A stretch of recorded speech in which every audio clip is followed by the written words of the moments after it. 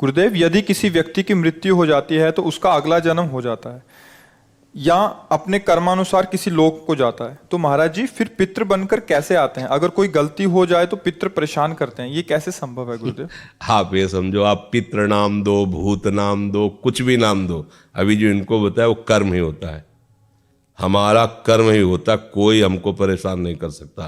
कोई देवता, कोई भूत, कोई प्रेत, कोई पितर, ये बात गांठ बांध लो, कोई तांत्रिक, कोई सिद्ध। यदि मेरा कर्म गलत नहीं है तो विश्व ब्रह्मांड में किसी की ताकत नहीं है कि वो हमको दंड दे सके, क्योंकि सबका शासन करता भगवान है, ईश्वर है। अगर कोई अपने तप का प्रभाव भी करना चाहे, मान लो तपस्वी है, तो बीच में आके खड़ा हो जाएगा, बिल्कुल वो भजन नहीं करता पर वो निष्पाप है, उसने अपराध नहीं किए, तो किसी न किसी रूप में भगवान आके खड़े हो जाएंगे, उसकी रक्षा कर लेंगे। इसीलिए उनका एक नाम है ईश्वर। संपूर्ण जीवों का शासन उनके हाथ में है और सब जगह विराजमान है। यार मैंने तो भगवान को पुकारा ही नहीं, लेकिन मेरा सब काम बन गया।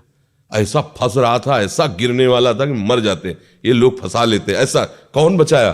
तुम्हारे अच्छे कर्म, तुम्हारे अच्छे कर्म है, बुरे कर्म नहीं।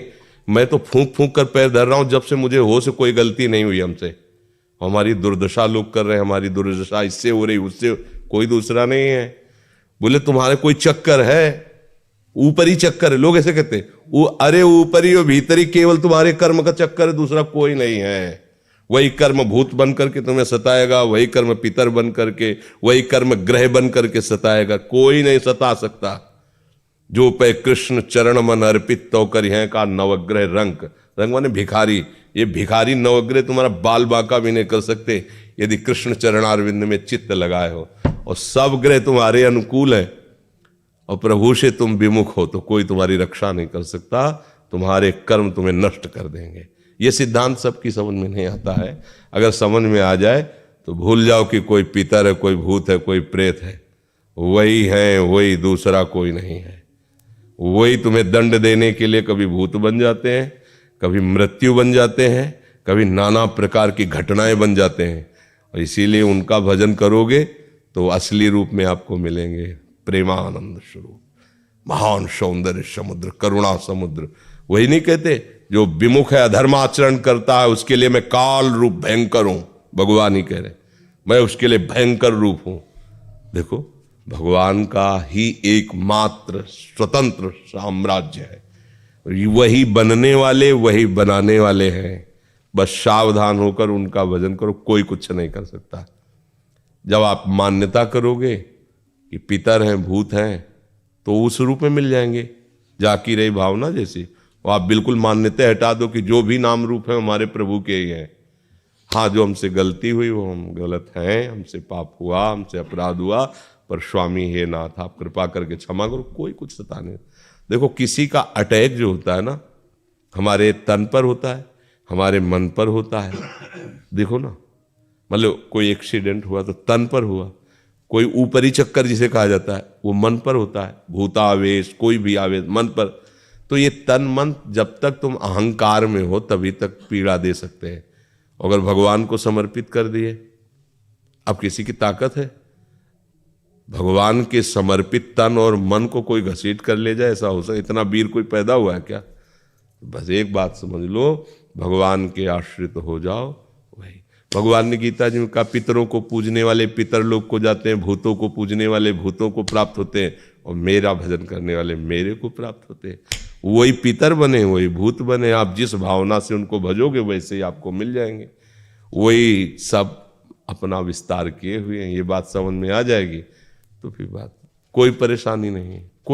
देखो, गंगा किनारे जब हम भ्रमण करते थे तो अब तो नियम लग गया कि आप लाश फेंक नहीं सकते। नहीं तो गांव के लोग जो है वहाँ जलाते नहीं थे। अब 10 कोस से आ रहे हैं, 100 रखे हुए, कहाँ वहाँ लकड़ियों का। ऐसे ही गंगा नहाया और बालू बांधियो, गंगा में सकला दिया, तो सैकड़ों लाशें कुत्ते किनारे खाते थे, चीत चीत के खा रहे हैं। स्मशान है, कहीं हमको आज तक कोई परेशानी नहीं है। अकेले भ्रमण करते रहे, रात दिन गंगा जी का ही किनारा सेवन। बड़े बड़े हमको बंदूकधारी मिले, बैच जो बदमाशों के होते हैं, बस बहुत बहुत बातचीत की उन्होंने। हाँ ठीक है, जाओ। पहले तो एक बार तो ऐसे मिले कि लोग कोहरा छाया हुआ था, ठंडी का समय एकदम, ए बुलाया 8-10 लोग लगभग ऐसे, और सब शराब पिए हुए, ऐसा लग रहा था उनकी चेष्टाओं से। कहाँ से हो, क्या हो, कैसे हो, यहाँ कैसे? तो उनका यही हमारा जीवन है, गंगा के किनारे ही। और भगवान देखने का जान दो, ये बाबा जी भजन करता है, बोले जाओ जाओ जाओ। सब में वही भगवान बैठा हुआ है। अगर मान लो प्रारब्ध होता पीटने का तो 10-5 लाख जूता करते, फिर हटा देते। प्रारब्ध है शरीर का तो भोगना पड़ेगा, चाहे आप जितनी सुरक्षा में हो। जब प्रारब्ध, देखो प्रारब्ध बिगड़ जाए तो सुरक्षा वाला ही है, अंग रक्षक ही अंग भक्षक बन जाएगा। और प्रारब्ध अगर आपका सही है, मतलब कर्म आपका सही है, तो मारने की नियत से, वो एक हमारे मौनी संत थे, वो गंगा किनारे काफी समय तक साथ ही रहे सेनपुर में। तो वो एक दिन घटना बता रहे थे कि हम किनारे किनारे भ्रमण कर रहे थे और वो मौन बोलते नहीं थे। तो बोले एक अन्य धर्मावलंबियों का नगर था, जो विरोधी हिंदू धर्म के हैं, उनके मतलब कई लोग लड़के ऐसे मनोरंजन कर रहे, उन्होंने देखा बाबा जी और शाम का समय था, बोले चलो इसे मारा जाए। उनका मनोरंजन है, जब उनको पशु पक्षियों को काटने में कोई हिचक नहीं, तो बाबा जी काटने में क्या हो। तो बुलाया, और तो उन्होंने मन में सोच लिया कि अब हमारा हो सकता है आज अंतिम दिवस हो। बिल्कुल मौन शांत रहते, भगवान का एकदम तन्मयता पूर्वक ध्यान, हो सकता है ये लोग मार दें। संत सब बात में तैयार रहते हैं कि भगवान का पता नहीं क्या विधान है। तो एक ने कहा यार तुम मार नहीं सकते इसको, उन्हीं की आए सब उसी से, तुम मारोगे नहीं इसे। बोले क्यों, तुम्हारा रिश्तेदार लगता है? बोले तुम्हारा कुछ बिगाड़ा नहीं, कुछ बोल नहीं रहा था, तुम मारोगे क्यों? बोले हिंदू बाबा जी इसलिए मारेंगे। बोले मार के दिखाओ तुम। अब 2-3 इधर हो गए, 5-6 इधर हो गए, आपस में थप्पड़ चलने लगा, वो चले गए, बाबा जी चले गए। बाबा जी इसको देखा वो मालिक इतना सर्व कोई सता नहीं सकता, कोई नहीं, त्रिभुवन में नहीं। इसीलिए देखो अपने लोग तो मानो पुरुष शरीर में बाबा जी हैं, स्त्री शरीर में राजमहलों में पली हुई मीरा जी, कोई आज तक ऐसा रिकॉर्ड नहीं कि किसी ने ऐसे छू पाया हो, आज तक नहीं। वो कई बार हमने गंगा यमुना बाई का चरित्र सुनाया है कि अकबर सम्राट का भांजा जो है ना, वो यहाँ का अधिकारी था आगरे का, वो यहाँ आया, देखा कि अब जो ब्रह्मचारिणी है पवित्र, तो उनका तेज और सौंदर्य एक अलग ही होता है। वो देखकर लुभायमान हो गया और कहा जितना भी भेंट चाहिए इसको दो, और हमारे मैल। बोले भेंट वाली नहीं, ये तो प्रभु का भजन करने वाली भगवान की भक्ता है, ऐसा सोचिएगा भी नहीं। पर वो अन्य धर्मावलंबी भी था, उसको इस बात का महत्व भी नहीं था, क्योंकि राजमद था भाई, सम्राट पद पे उसका रिश्तेदार बैठा हो तो काहे को दबेगा, वो यहाँ का अधिकारी खुद है, आगरा मंडल का वो। तो उसने 2 वैश्याओं को बुलाया और कहा किसी भी तरह इसको हमारे पास लाओ। बाई जी सीधी सादी थी, वो साधु बन करके आई, वो बातचीत ऐसे साजे से संत करते हैं, वो बहुत चतुर थी कैसे फंसाना है। 10-20 दिन लगातार आई और खूब भगवान की चर्चा सुनी, बड़ा ऐसा, और प्रणाम करके। और वो सरल हृदय, संत हृदय, विश्वास ही हमारा साधन है। हम लोग थोड़ी संशय करते हैं कि पता नहीं चल कर रहा है कि आप हाथ जोड़े तो लगा भगवान का निज जन है। वैसे ही 2 दिन फिर नहीं आई, तीसरे दिन फिर आई, तो स्वभाव बनता है कि भाई 2 दिन आप बीमार थी क्या, क्यों नहीं? तो उनका हमारे यहाँ बहुत बड़े संत आए हैं, उनकी सेवा में हमारी तो इच्छा है आप भी दर्शन करें। तो उनका नहीं, हमारे तो वृंदावन में प्रभु के दर्शन हमें के। बोले नहीं हमारी इच्छा है एक बार उन संत के दर्शन। तो उन्हें लगा कि चलो भाई संत दर्शन की कहे तो मथुरा कोई दूर थोड़ी है, चलो भाई कराती है, सखी है, रोज सत्संग में आती है हमसे। चली गई, जब वहाँ गई तो महल, तो उन्होंने सोचा संत है, चाहे महल में रखो चाहे झोपड़ी, हो सकता है कि ऐसा। तो अंदर जेवी दरवाजे की दोनों दरवाजा बंद कर देखा, वो हसन बेग दो अजीज बेग क्या उसका नाम था, वो सामने उन्होंने देखा इसकी तो काम दृष्टि है और ये तो मुझे फंसाया गया है। उनका दूर रहना, एक कदम भी आगे मत बढ़ना, इसी में तुम्हारा मंगल है, हम तुम्हारा मंगल चाहते हैं।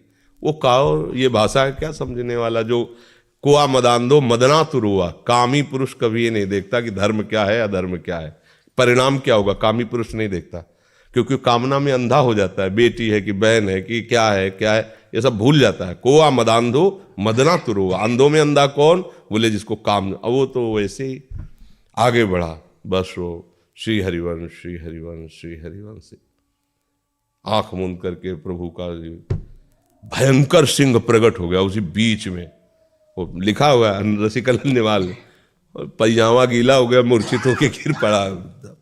और बाई जी का शरीर वृंदावन में, भगवान कर तुम बिना विमान के एक क्षण में वृंदावन में। उन्होंने आंख खोल के देखा अपनी कुटिया में बैठी, तो उन्हें कोई आश्चर्य नहीं हुआ, क्योंकि सर्वाश्चर्य में भगवान है। अरे यहां से साड़ी नहीं खत्म हो पाई, 10,000 के हाथियों का बल रखने वाला मूर्छित होके गिर गया। यहां से द्रौपदी जी के भगवान वस्त्र ही बन के विराज, भगवान है। बाद में चरणों में गिरा के बड़े एक भरोसा बस। तो कोई फिर, और ऐसे तो कितना दुख है। आप देखो ना, कि पूरा जीवन शांति, ये सब भूत ही तो लगे। अरे सबसे बड़े भूत ये पंचभूत, 5 भूत इनको नहीं कहते, ये पंचभूत है। यही हमें तो सब काम, कोई है मंत्र तंत्र इन पंचभूतों से हटा दे। देखो कितना हमें फंसा लिया पंचभूतों ने। ये 5 भूत है, ऐसा फंसा लिए कि बार बार जब से प्रभु से बिछुड़े इन्हीं भूतों के चक्कर में जन्म मरण हो रहा है हमारा। एक बार भगवान का आश्रय लेकर भजन करो, कोई तुम्हें, हरि स्मृति सर्व विपद विमोक्षणम, ये भगवान व्यास देव जी के वचन। हरि स्मरण समस्त विपत्ति, समस्त विपत्तियों से मुक्त करने की सामर्थ्य रखता है। बस ये कि हम लोग हरि स्मरण करें। राधा राधा राधा राधा, राधे श्याम राधा वल्लभ श्री हरिवंश, राधा वल्लभ। इसी से मंगल है जी।